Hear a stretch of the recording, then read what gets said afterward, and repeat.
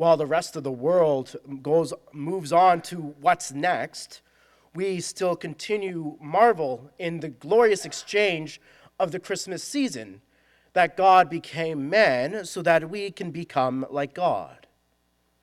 We shift our focus this weekend a wee bit to the feast of the Epiphany. And in other cultures, Epiphany would be known as a little Christmas. It would have the same fanfare as Christmas, with the exchange of gifts taking place. And this is obvious because of what we just heard in the gospel.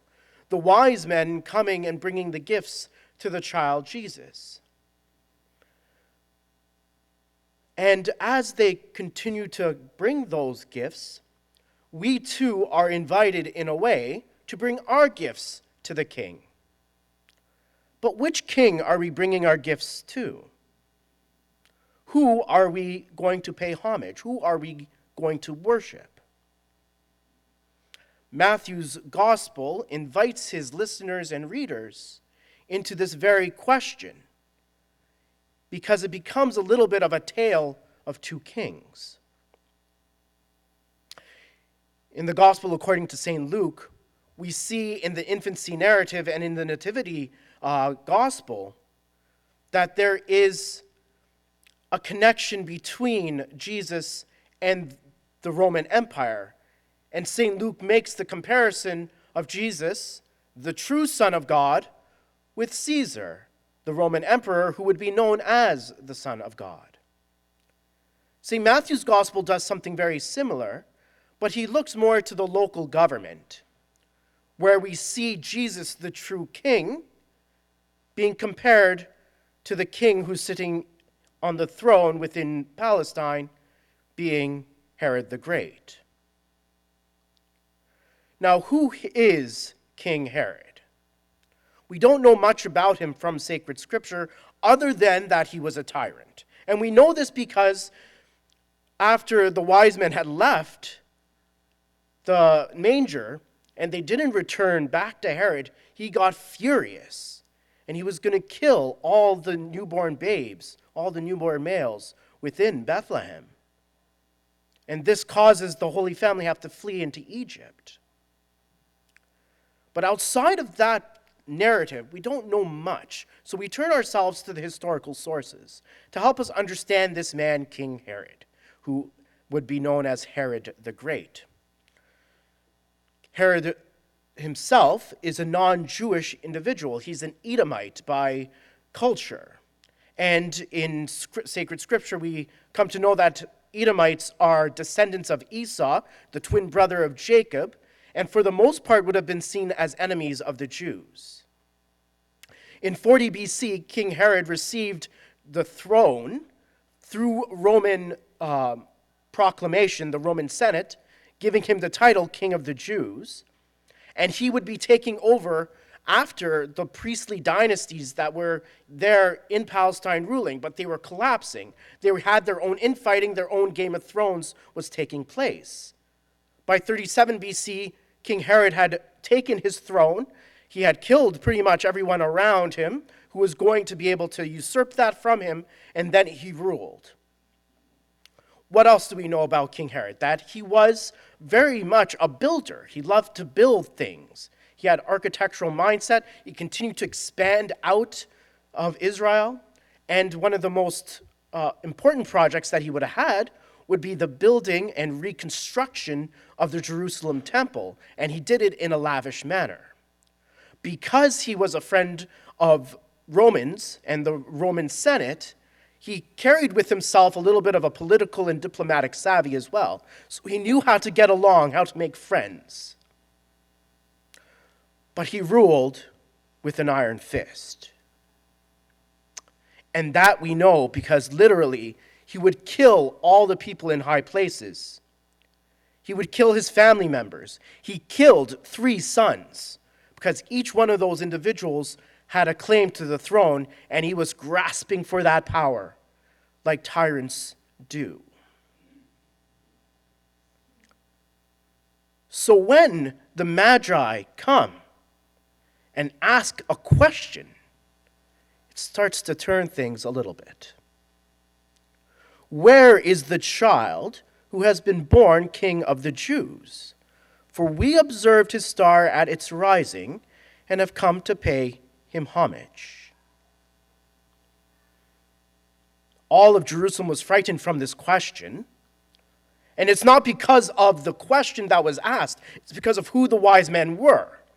The wise men were a group of ancient scientists, astrologers, found in royal courts that would be assisting these foreign nation rulers on how to read the signs of the times.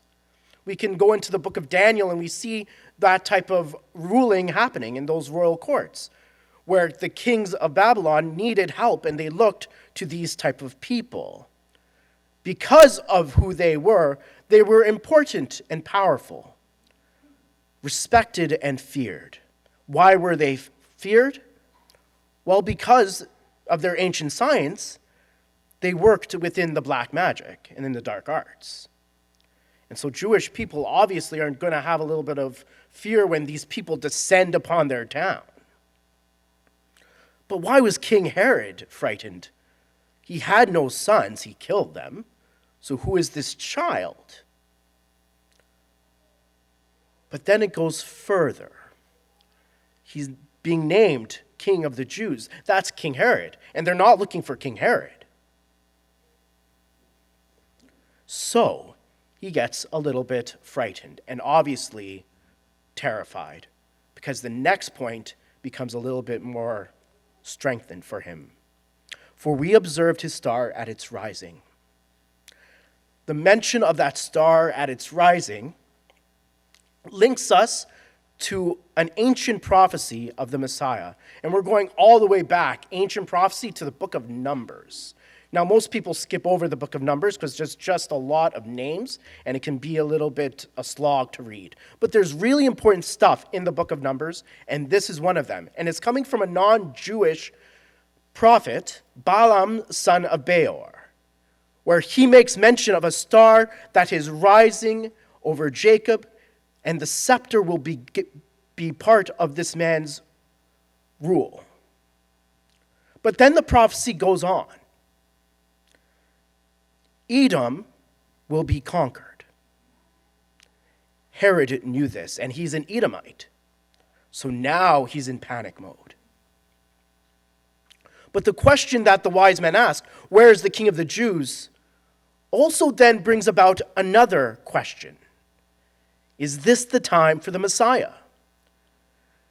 Messianic expectation during that time was at its all-time high.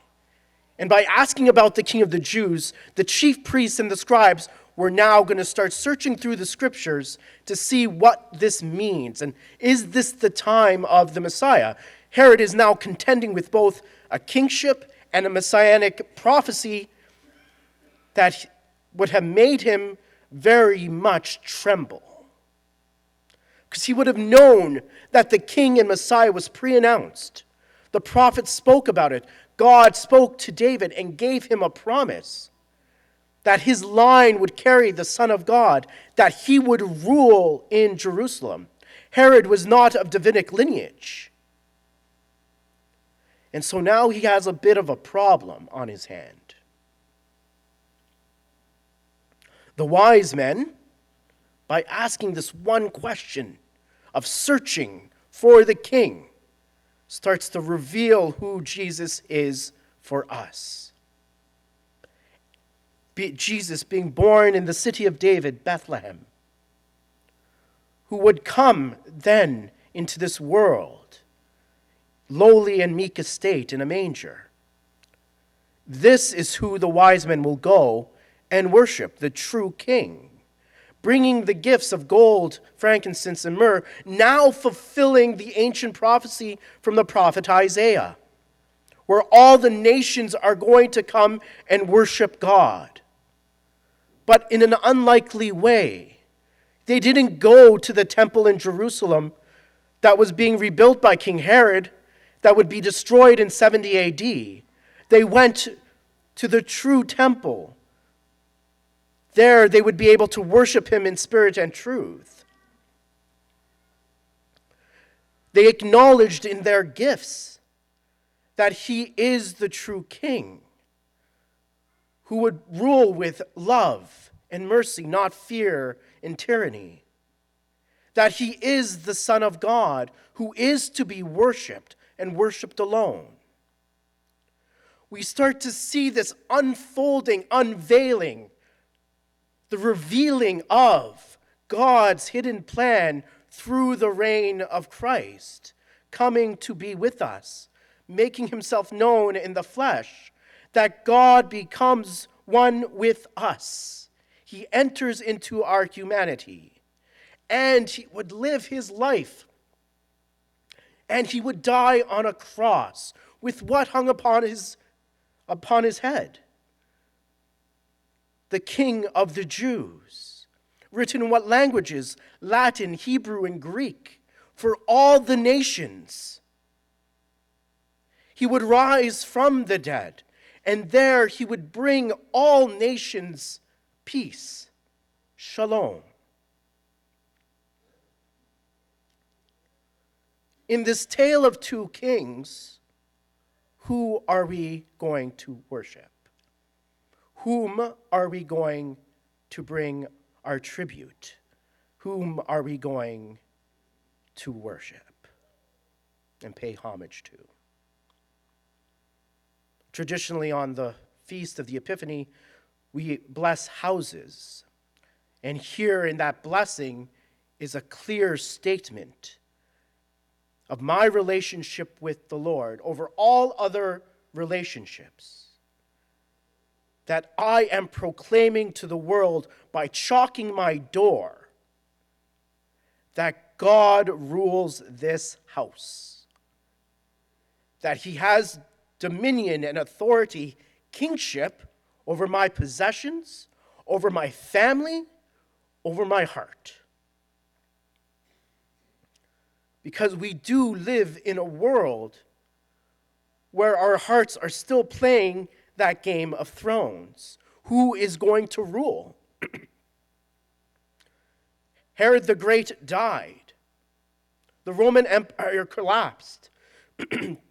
Jesus Christ still reigns in heaven as king. But we still fight with all the other idols who are competing for that place: power, wealth, and even health. So who is going to sit upon the throne of my heart? Who is my king?